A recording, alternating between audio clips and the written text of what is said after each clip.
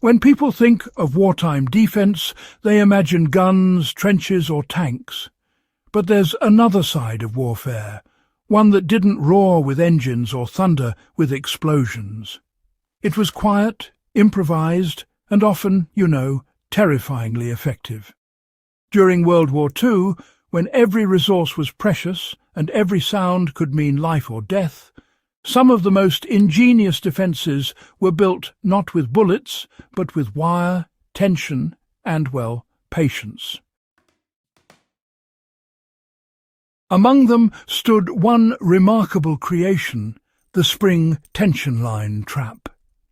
It didn't destroy, it deterred, it didn't kill, it controlled. And even now, its logic remains as relevant as ever.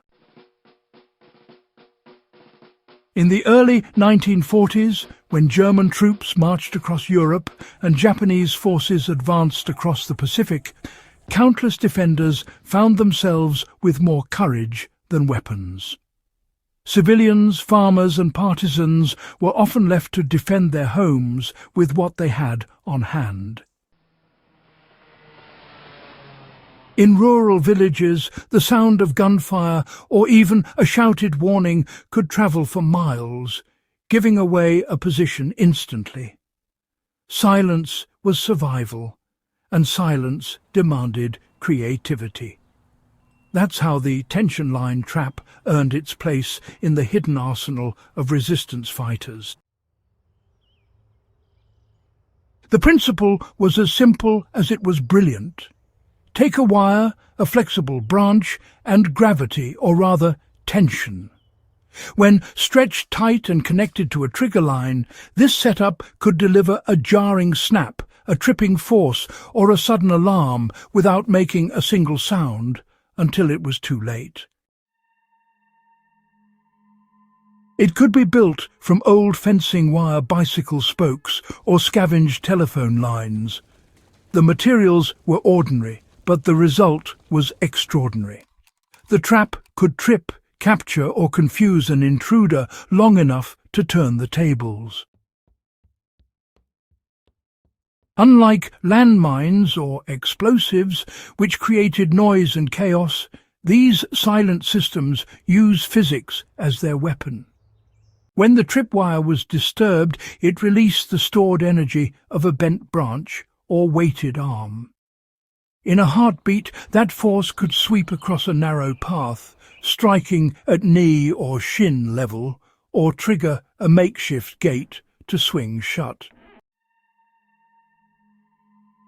In other variations, it pulled tight a rope snare, pinning an enemy without warning. Every motion was mechanical, precise, and completely under the user's control. What made it genius was not just the design, it was the intent.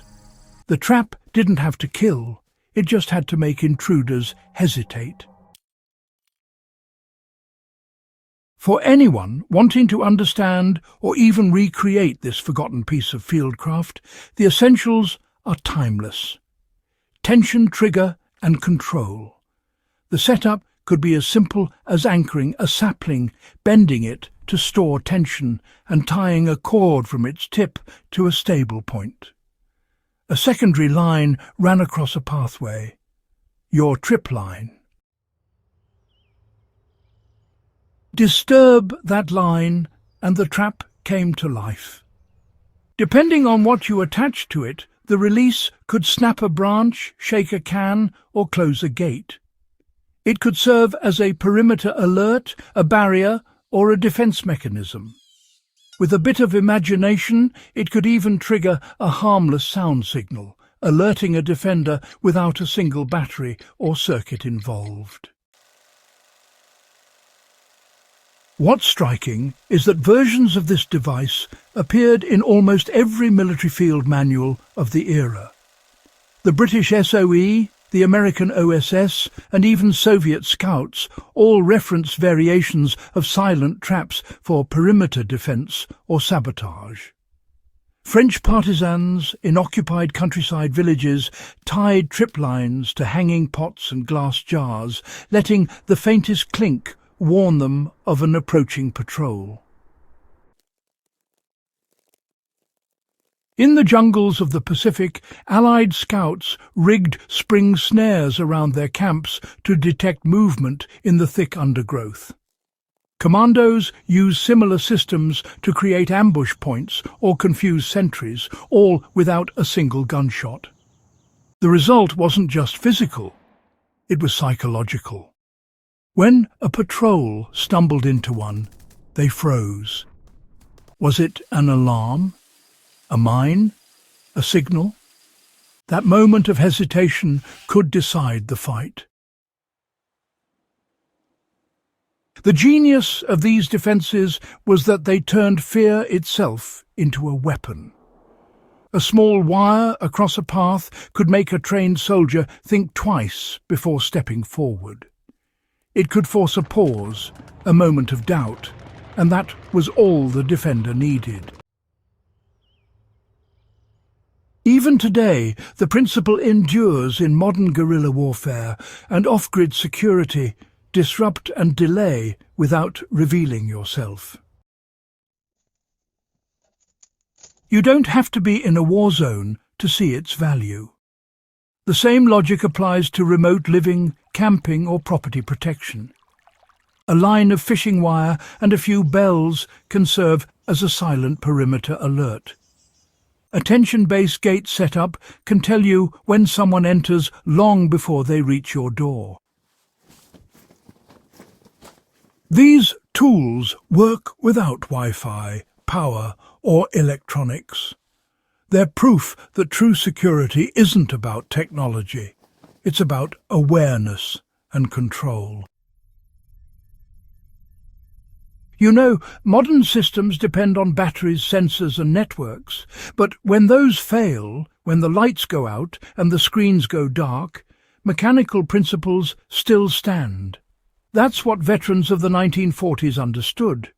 The real sophistication wasn't in complexity, but simplicity. The spring line trap was never glamorous, but it represented human adaptability at its finest. It used leverage, balance and motion to create safety out of scarcity. Studying and rebuilding these systems today isn't about nostalgia. It's about reconnecting with a kind of knowledge that's slowly disappearing.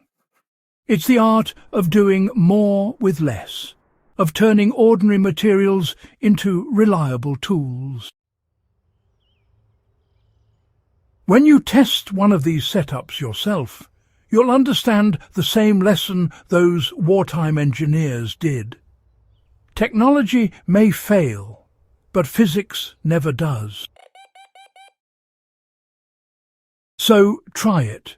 Bend a branch, tie a line. See how tension behaves, how a simple trigger can release controlled energy.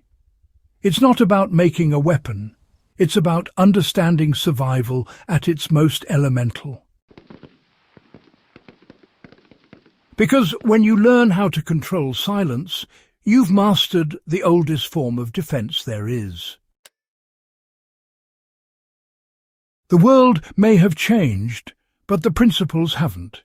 Quiet efficiency, mechanical reliability, the power of simplicity. These traps defended homes and hideouts 8 decades ago, and they'll still defend what's yours today.